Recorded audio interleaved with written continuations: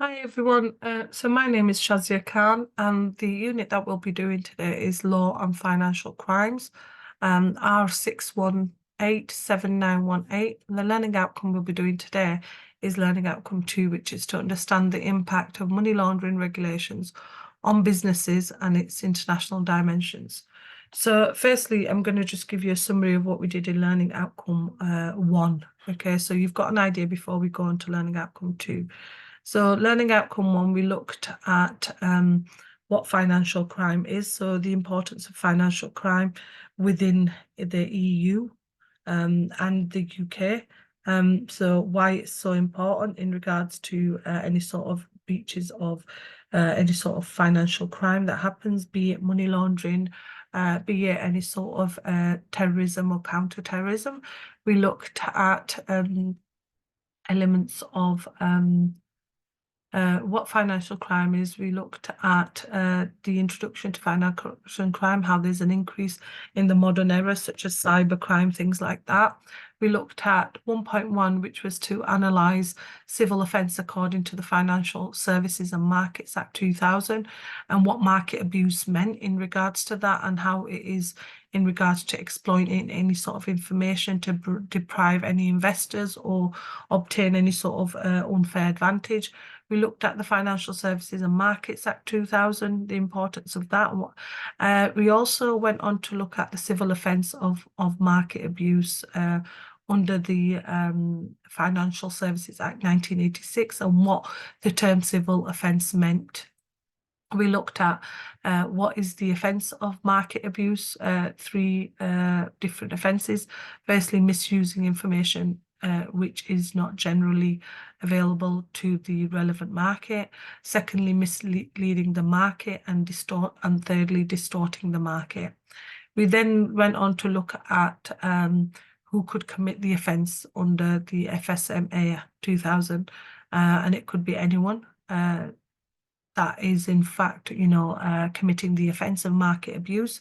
We then went on to look at 1.2, identify sources of law on insider dealing. So we looked here at a market abuse directive and what the whole point of that framework is, why it's so important in regards to elements of market abuse. We went on to look at criminalisation and market manipulation, and we looked at how the market abuse regulation is focused on the implementation of civil fines rather than criminal offences.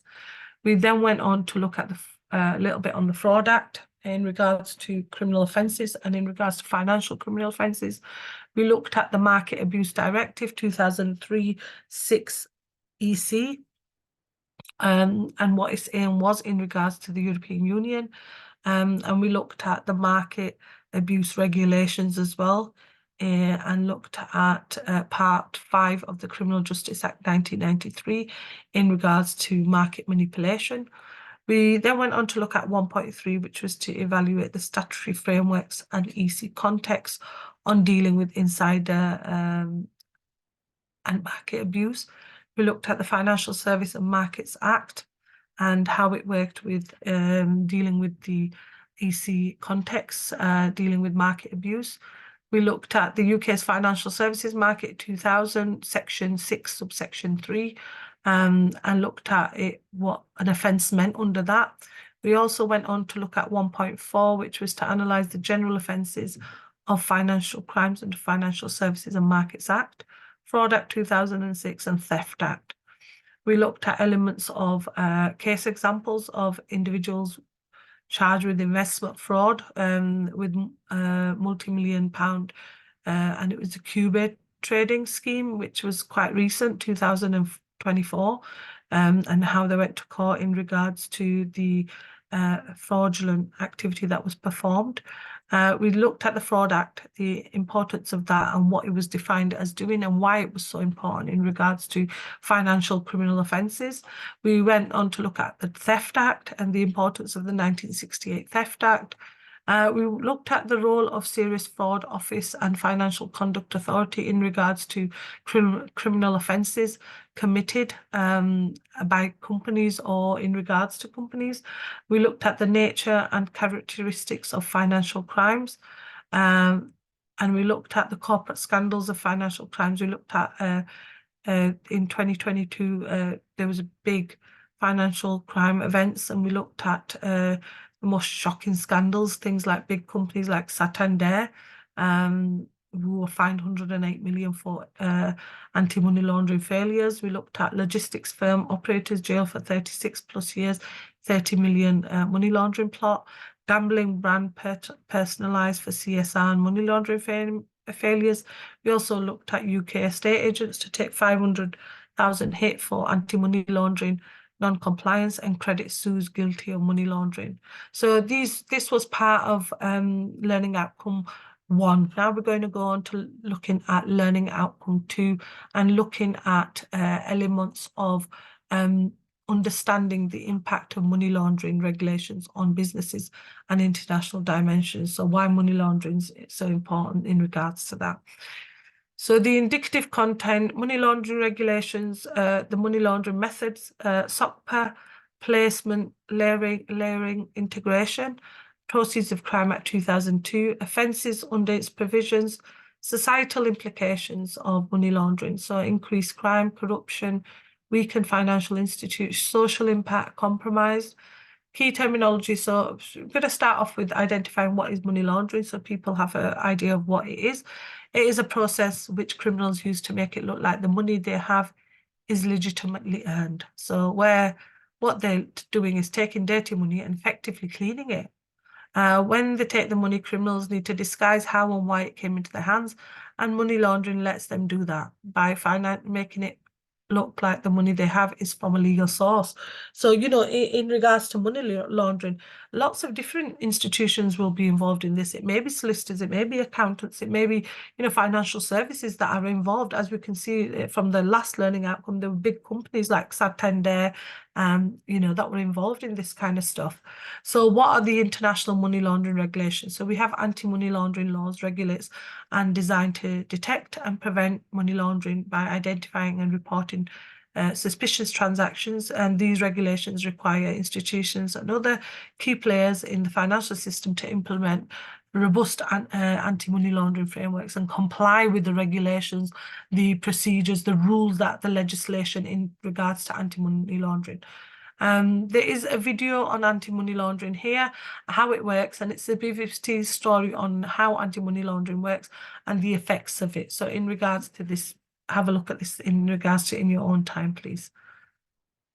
So 2.1, analyse the background of UK Proceeds of Crime Act 2002 and explain offences under its provision. So the Proceeds of Crime Act 2002 is refers to as, or POCA for short, is a piece of legislation that was introduced in the United Kingdom in order to target and prevent the proceeds of crime.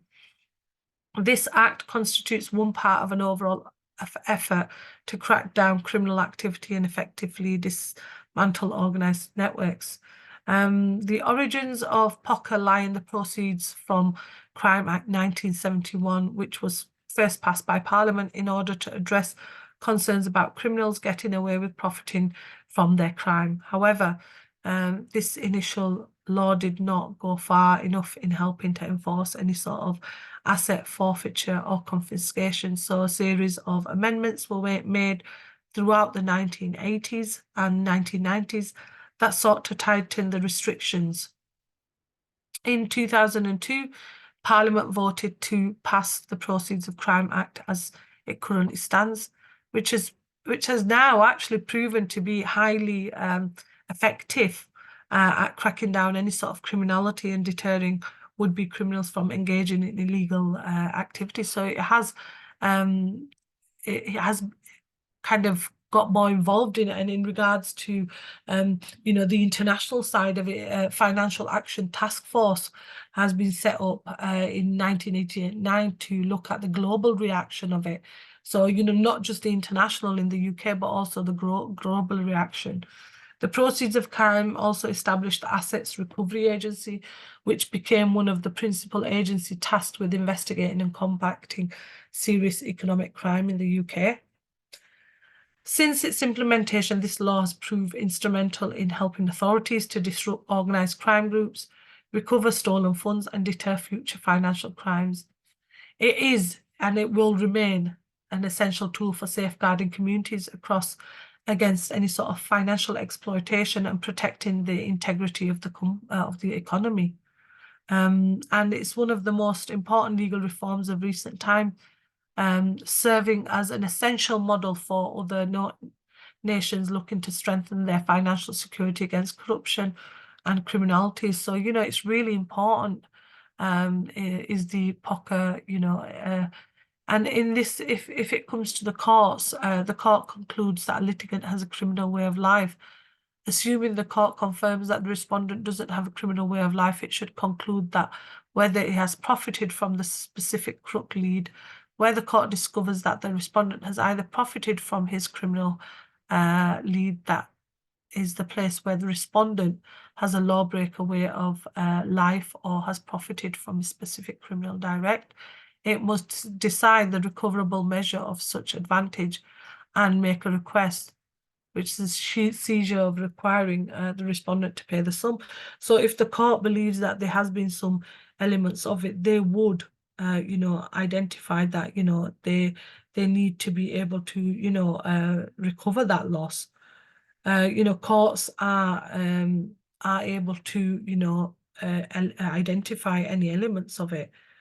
And, money laundering cases have increased in the UK tremendously over time, trying to identify any sort of, offences of money laundering. The court should determine the offence category. In order to determine the category, the courts assess the culpability and harm. So, they would have to look at that before they could identify. So, if it's at a lesser culpability, the threshold would be different. If it's at higher culpability, then, the threshold would be different for that. But, the courts do have the power to do that. And as we mentioned, the, sentencing for money laundering could be up to 14 years maximum for a large-scale fine. So, courts have to take that into account. Looking at the background of the UK Proceeds of Crime Act, the Proceeds of Crime Act is, as we introduced, this piece of legislation, and it's there to crack down any sort of elements of organised crime. The Proceeds of Crime Act,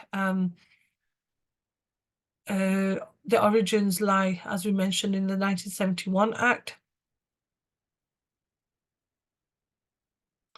A seizure request doesn't accommodate, the seizure of specific property, but instead orders the respondent to pay a limited sum of whatever assets are accessible to that person. The litigant is given a set chance to pay the request, after which a person is at risk for interest and may be dependent upon a default sentence for neglecting to pay. Section 2 likewise accommodates limitation orders, which forestall an individual dependent upon a criminal examination or criminal procedures managing any feasible property to forestall the dissemination of resources that might be subject to the seizure request. Section 2 considers the arrangement of collector to oversee any sort of implementation of the seizure request. Offences under the Proceeds of Crime Act, there's 3 offences, 3 categories of offence: concealing, entering into becoming concerned in an arrangement, and acquiring, using, or possessing.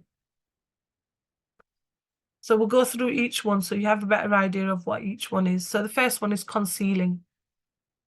Concealing is where a person knows about or suspects money laundering is taking place, but aims to cover it up its existence. If you have tried to disguise, conceal, convert, transfer, or remove an illegal funds, then they could be accused of committing an offence. An example of attempting to conceal criminal property may be the depositing of funds obtained through criminal activity in a gambling account, or converting criminal property by placing bets in a gambling establishment and then cashing in the winnings. Concealing is part of money laundering and aims to integrate illegal source funds into a legitimate financial system, such as a bank, by covering up source of the funds. The next one is arranging, which is a crime committed by someone who launders money on behalf of others. An arrangement can include anything that helps another person to commit a money laundering offence, such as setting up a bank account to deposit criminal property. An example of arranging may be someone in a financial or credit institution, such as an accountant, helps a criminal to launder their money. The third one is acquiring, acquisition, use of, possession. So these are three categories of money laundering.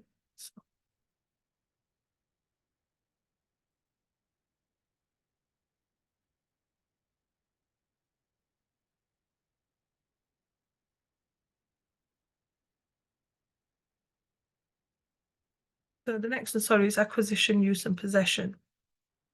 And this falls within acquisition, using, and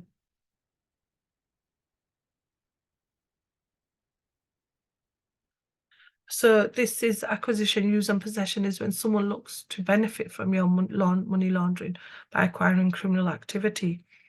Using criminal property or possessing criminal property. An example is this is something when anything is purchased using illegal funds. So, there's a risk of that, the fact that you are providing something with the use of legal funds, so you need to identify that, under section 329 of the Act, that this would be a criminal offence under that. So it could be things like, a person who buys a car or a house from someone who bought it using the proceeds of the crime. Other countries have their own money laundering legislation, and the penalties for committing it, it can be severe. So, there are three stages of it. The first one being a placement, the second one being layering, and the third one being integration, which is extraction. Other methods of placement include things like false invoicing, buying foreign currency. So, these are elements that are, big elements of money laundering, and money laundering can pose a threat to a country's prosperity and undermine its system. That could be the elements of the societal side of it, looking at society as a whole, because it's a big element of it.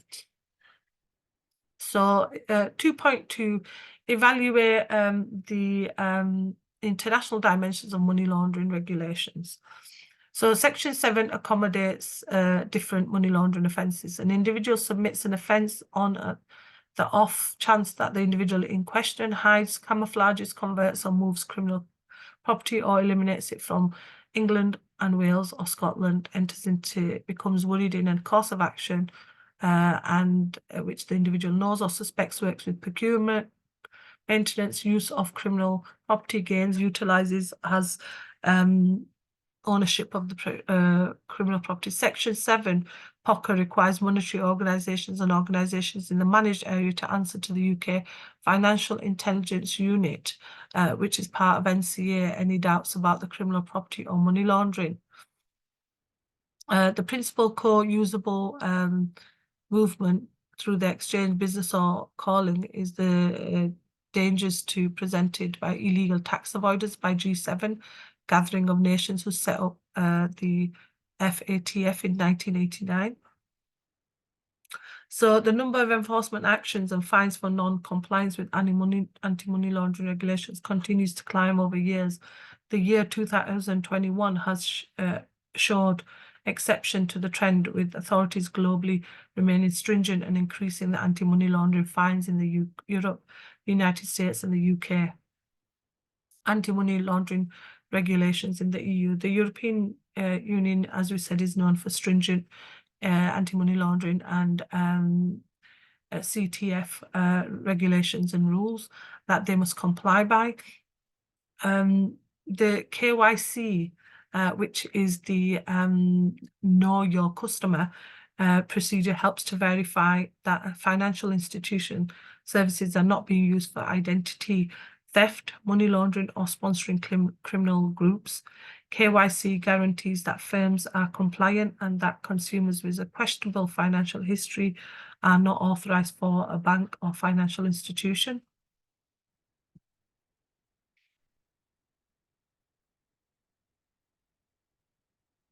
Because of EU member states have their own unique legislation or procedures about KYC and identity verification, notably relating to video and remote identification, there's a huge effort to establish interoperable identity papers across the EU. KYC verification and document validation are intertwined and required by banks and financial institutions. Directive EU established and clarified important aspects of EU's stance on money laundering and counter-terrorism. Efforts such as obligations imposed on banks to make reasonable efforts to collect identity documents from new clients who meet the certain criteria. So 2.3, analyze the purpose of money laundering. So the Proceeds of Crime Act allows for the confiscation of assets by courts. So, you know, they can freeze their resources or anything like that. They have obtained through criminal activity, but the Act also provides for the confiscation of money and assets, even if they've not been acquired through legitimate means, if it can be shown that they are indirectly derived from criminal activity. Thus, the main purpose of the Act is to confiscate the proceeds of crime and to prevent money laundering. As such, the Act contains provisions that allow for the freezing and forfeiture, as we've mentioned, of assets as well as the recovery of money that has been laundered. Additionally, the Act also allows for sharing of information between agencies to better detect and investigate money laundering. It also provides for the establishment of Financial Intelligence Unit, who's responsible for collecting, analysing and disseminating information about money laundering. Setting up a Financial Insight Unit to gather information and manage the monetary organisation. The confiscation assets obtained through criminal activity, and one is enabled to identify and also enable authorities to confiscate that. You know, so it's really important when it comes, because they share information between each other, you know, there's no way around it. You know, there's no elements that you could change, you know, there's no, you know, they can freeze your assets and they can, you know, get the information of different organizations. The critical changes to FAFTA guidelines, FATF,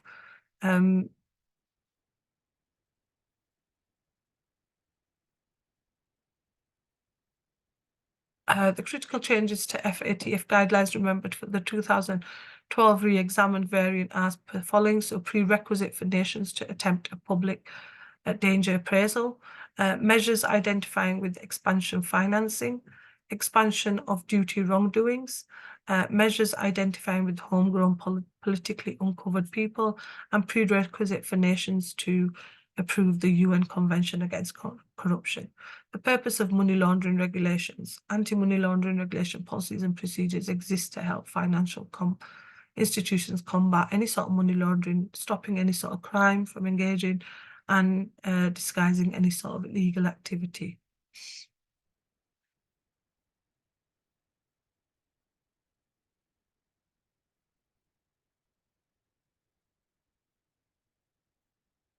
Purpose and importance. So it facilitates the confiscation of assets obtained through criminal activity, prevent money laundering, and allows for sharing of relevant information between different agencies.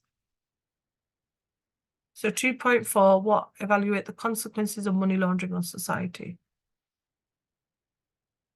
So one of the consequences of being prosecuted under the Proceeds of Crimes Act is that authorities have the power to confiscate any sort of proceeds of crime. Money laundering under the Proceeds of Crime Act 2002 carries a maximum prison, as I mentioned before, up to 14 years or large fine. Laundering the proceeds of drug offences will typically lead to a high sentence, and the monies themselves will also become a subject to confiscation order. The effects it has on society is it has a devastating social effect. The economy faces so much dramatic repercussions after it. Money laundering can pose a threat to countries' prosperity and undermine its financial system, especially when it's being done on a large scale. It also poses major security dangers when it's used by those involved in financing terrorism and financing, which is the providing of funds for the acquisition and supply of weapons. The United Nations Office on Drugs and Crime states that the estimated amount of money laundered globally in 1 year is between 2 and 5% of the global gross domestic product GDP. That amounts to between 800 billion and 2 trillion US dollars. Although the secretive nature of money laundering makes it hard to put a precise figure on how much it is laundered each year.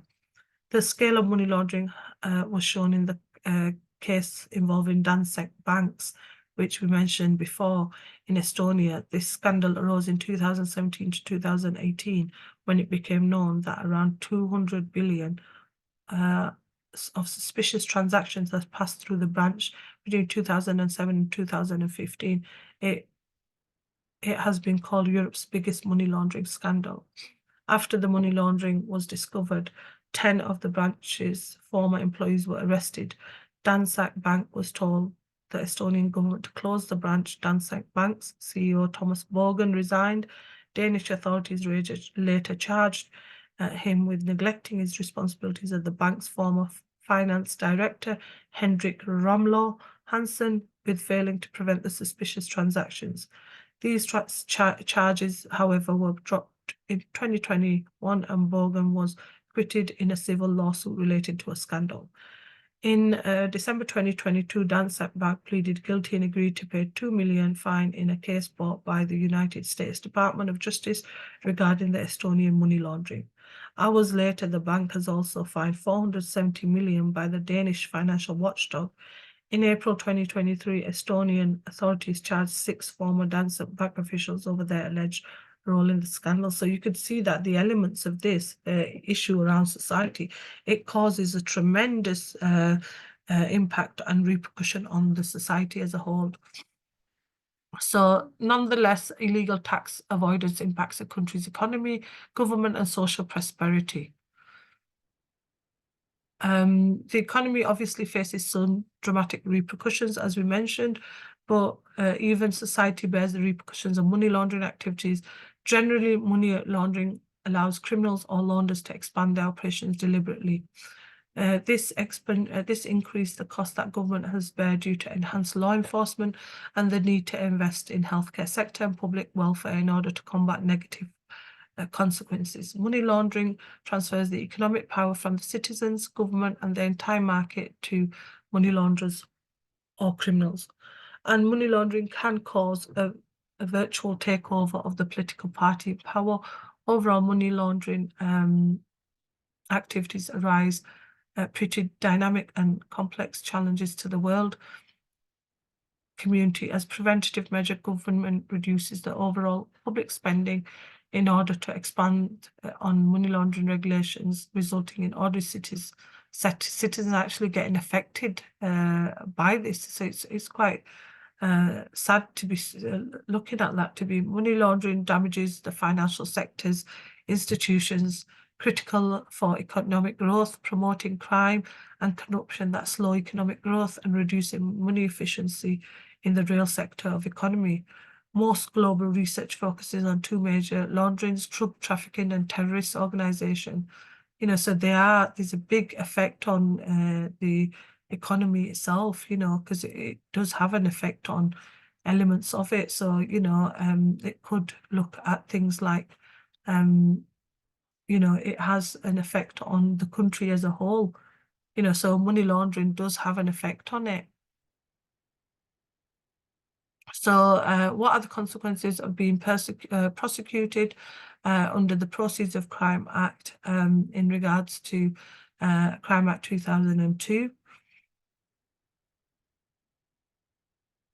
So one of the consequences of being prosecuted under the Proceeds of Crime Act 2002 is that authorities such as the Crown Prosecution Service have the power to confiscate any proceeds of crimes. As we mentioned earlier, money laundering under the Proceeds Act 2002 carries a maximum prison sentence of up to 14 years or a large fine.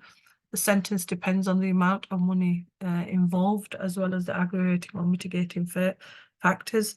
The seriousness of the offence increases the amount laundered. So it's really important, that when money laundering is detected, it's reported, because when it comes to the court or the CPS, they are allowed they are allowed to actually identify what elements have been impacted on due to crime. So if you bought houses and elements of that in regards to your criminal activity, you would have to, there would be a confiscation order on in regards to that, so it would be removed. So societal implications, so the impact on society, crimes cause distress and reduce trust in the police and result in high costs. Money laundering damages, like we said, the financial sector institutions, critical for economic growth, crime, promoting crime and corruption. The effect of successfully clearing drug money is obvious: more drugs, more crime, and more violence. The link between money laundering and terrorism can be a bit more complicated. An obvious example is terrorists knocking money down so that the authorities cannot monitor them and prevent their planned attacks. Money laundering is a problem not only in the world's major financial markets and sea centres, but also in emerging markets. As an emerging market open up their economies and financial sectors, they become increasingly appropriate targets for money laundering activities. It creates unpredictable changes in money demand, as well as causes large fluctuations in international capital flows and exchange rates. So the negative effects on money laundering in the economy is that there's loads of negative effects that we could have a look at. So we'll go through a couple of the effects in regards to the negative effects. So it could have an effect on money demand. So it occurs more frequently in countries where the risk of money laundering is minimal. In economies where there are no regulations on laundering, where there is a system that stores bank or customer information, and where banking secrecy is strictly enforced, the informal economy ratio to the national economy is high. The cash flow inflows and outflows are easy to launder. With the rapid and uncontrolled inflow of money into the country, consumption rates, and especially luxury consumption, are increasing. However, significant increases in exports and imports, foreign payments, deficit, inflation, interest, and unemployment rates may be significant. These unstable demands for money caused by black money will negatively affect monetary policy. False signals of money laundering activities prevent taking necessary measures to solve problems such as budget deficit and high inflation, especially in developing countries, and adversely affect the economy's effective management. Through the global side of these activities, the market's stability is affected. The financial crisis in one country can reflect on another country's. The effect of central banks on monetary policies depends on whether the demand for money is predictable or not. Due to the black money on money demand, failures in central banks' policies can be observed. Another negative effect is effect on growth rates. So real sectors can suffer significantly from financial instability in the country. As a result, foreign investors have become crucial for companies. However, it isn't easy to attract any sort of foreign investors to the country in countries where money laundering is occurring.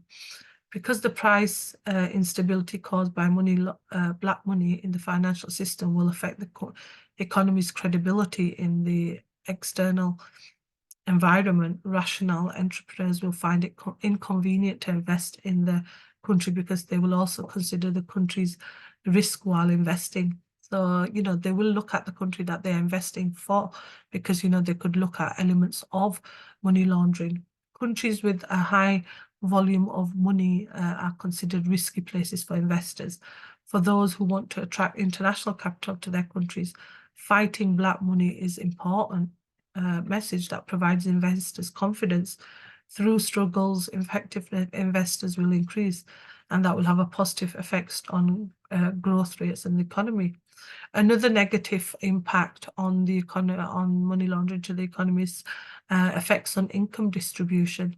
So severe losses caused by black money to sources of income cause significant problems in the financial systems functioning.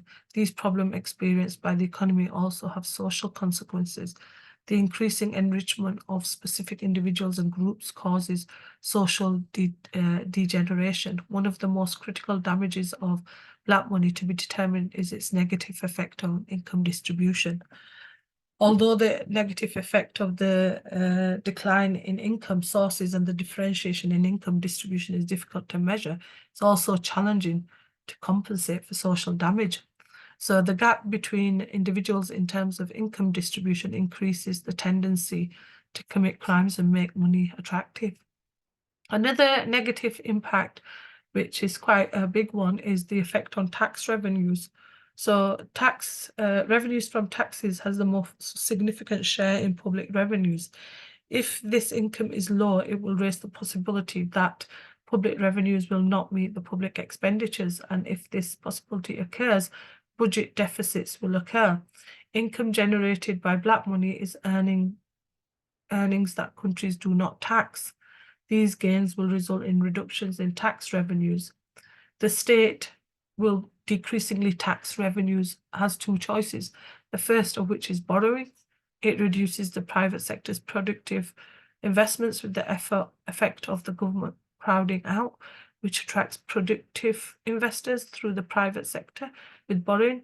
Besides, as the value of bonds increases as a result of borrowing, interest rates in the market increases, creating many problems. Another way to close the deficits is the emissions policy. The results of policy are similar to others. And another negative effect is the effect on financial institutions. Sudden changes may occur in the assets and liabilities of financial institutions that are unknowingly used in money laundering, which will create a risk for institutions. The news of money laundering of those financial institutions draws the attention to the public authority. In that case, the pressure on auditing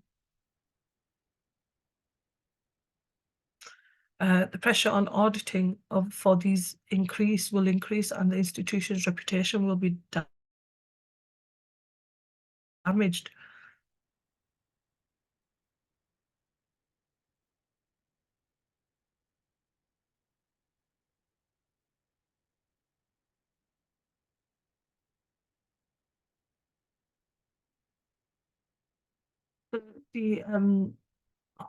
These scandals are just here. We'll go through them so you have a better idea. Institutions such as banks and non-bank financial institutions are very important players in the country's economic development. Such financial institutions consist of domestic capital and foreign capital to benefit economic development. However, money laundering harms the development as we mentioned, of these financial institutions earlier. The anti-money laundering measures applied within the relevant financial institutions show that employees carry out a relationship between money laundering and fraudulent activities, and thus their joint work harms the institution. If money laundering occurs at high rates, criminals use financial institutions to drain the funds they obtain, which negatively affects these institutions. These adverse effects also undermine the trust of customers. Therefore, the trust of customers and related institutions is essential for developing financial institutions, respectively, to have a stable financial sector and develop the economy through them. The impression of fraud in relevant institutions, such as depositors, investors, and the community at large, as well as customers, is a major obstacle to trust in them. In other words, money laundering damages the image of financial institutions. As a result, with the customer loses their trust in relevant institutions. Fighting with money laundering. Emerging economies may find it difficult to break the cycle of corruption, even though there are few. Criminals are more likely to target weaker systems. This means losing a lot of money for laundering, but the government lacks funds to prevent this. As a result of developing countries need to receive international and regional assistance to secure economic systems. Money laundering, as we mentioned earlier, and terrorist finances have weakened and failed many financial institutions due to non-compliance with money laundering and counter-terrorism financing programs. Some banks have been closed after the loss of regulations resulting from the anti-money laundering regulations and CFT compliance violations. Financial institutions are the backbone of the company, but the problem begins with the channels for money laundering are created. The United States, the European Union, and UNO have configured frameworks to protect the world's financial system from money laundering and terrorist finances actions. Targeted and comprehensive sanctions are applied to Pearson, legal entities, and jurisdictions that violate the anti-money laundering regulations and face serious economic difficulties. The US Foreign Assets Control Office, OFAC, and the Financial Action Task Force, FATF, which we mentioned earlier, are important organizations for this purpose. As a result, financial institutions in particular do not have difficulty in breaking the money laundering chain when they have regulations such as AML in place. And we will be looking at the Financial Action Task Force in the other learning outcomes in more detail.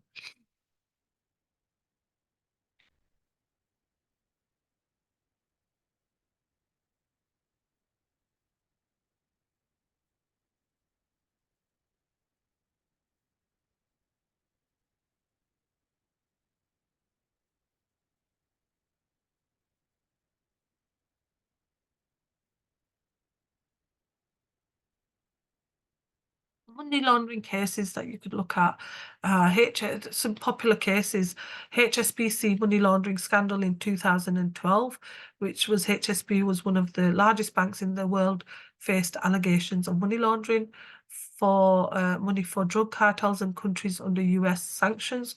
The bank agreed to pay a record of 1.9 million settlement. The Danske Bank's money laundering scandal, which we mentioned earlier, 2018, which was a money laundering scandal involving $200 billion of suspicious transaction flowing through Estonian branch. Another popular is the Wachovia bank money laundering case in 2010.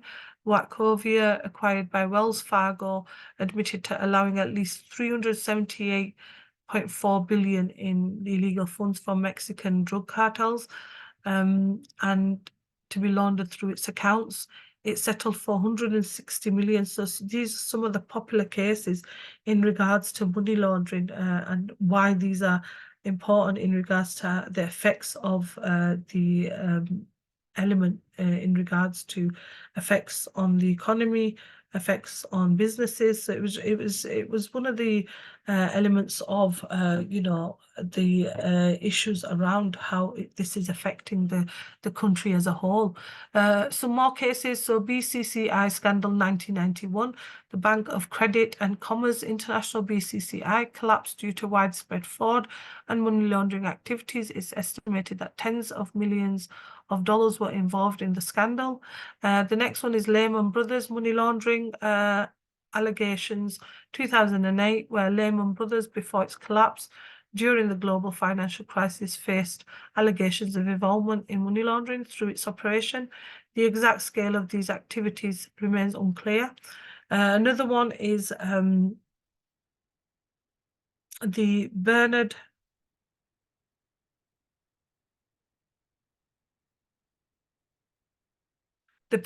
Madoff Ponzi scheme 2008, which I mentioned a little bit earlier as well.